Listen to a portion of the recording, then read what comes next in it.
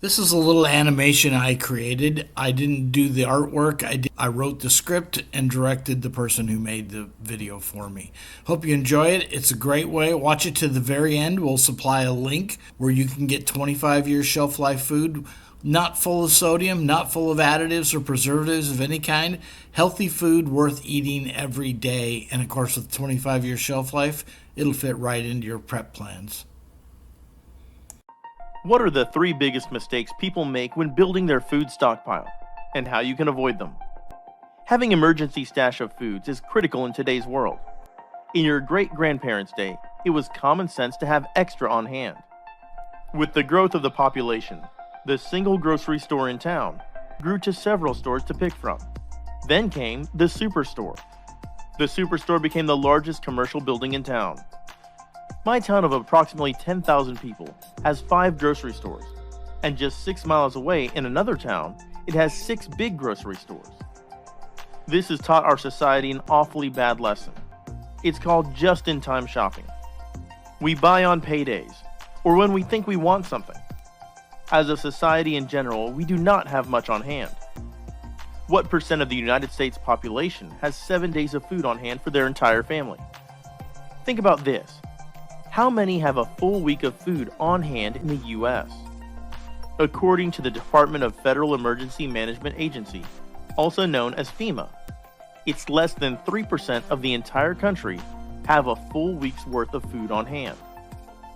All of us have seen what happens when something as minor as a power outage happens.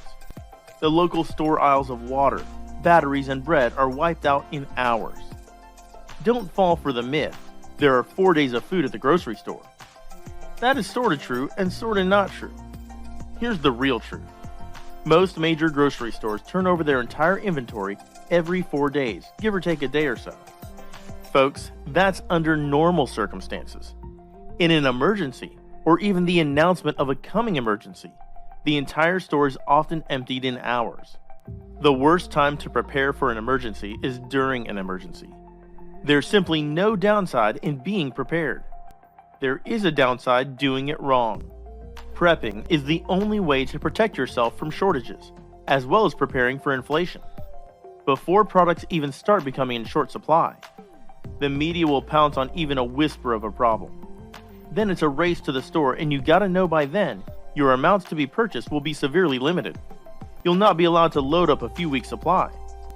Remember the days of only 1 case of toilet paper per person? I remember that. It was crazy.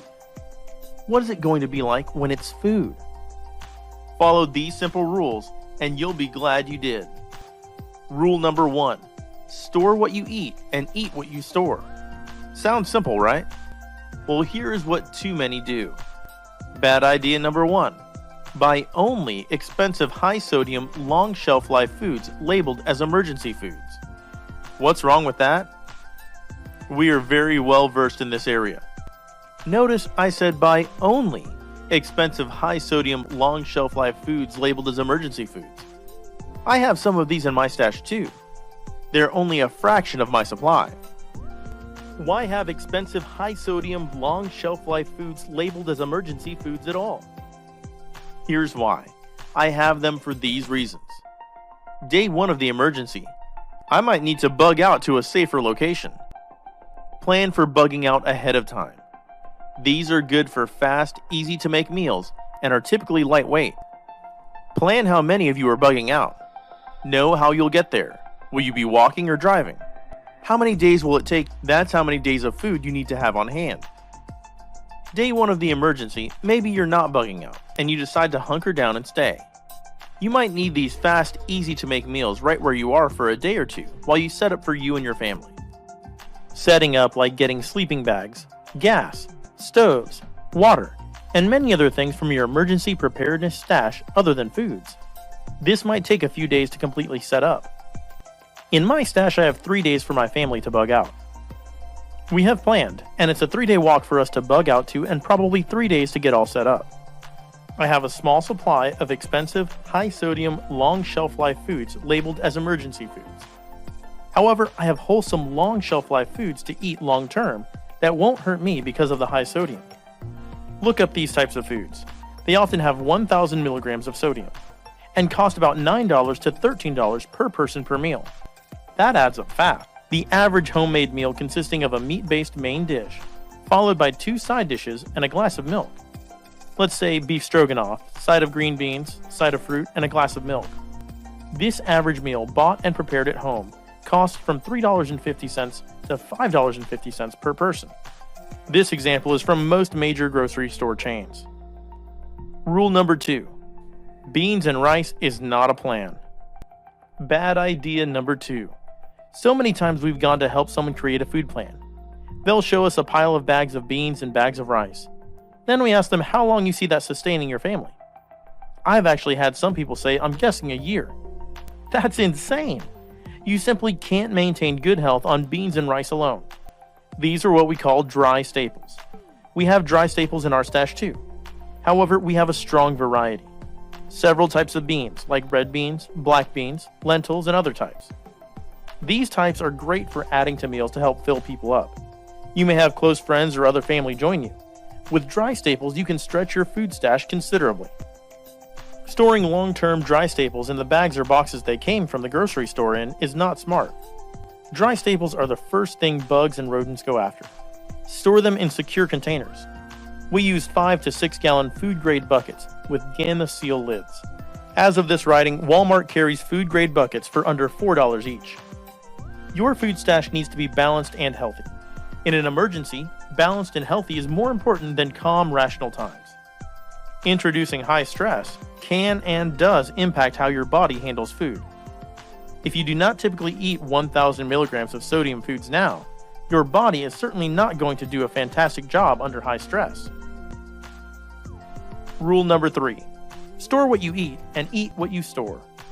Wait, isn't that back to rule number 1? Sort of. Bad idea number 3.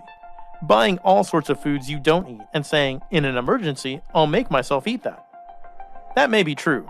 You just might force yourself and family to eat second and third rate foods. Then what? Toss them out at the expiration date? What a waste of money. We're serious. Store what you eat and eat what you store. Not foods that are from China and other locations that you never bought from before. Don't lower your standards. We can show you how to have super healthy, high nutritional, amazing taste foods on hand that you're eating regularly now, and cost close to what you're buying now.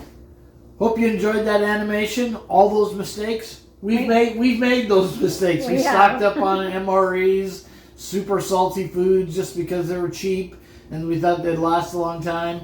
But now we practice. Now we store what we eat and we eat what we store. Yeah, we actually eat freeze-dried food regularly because it's really, really healthy, high nutrition.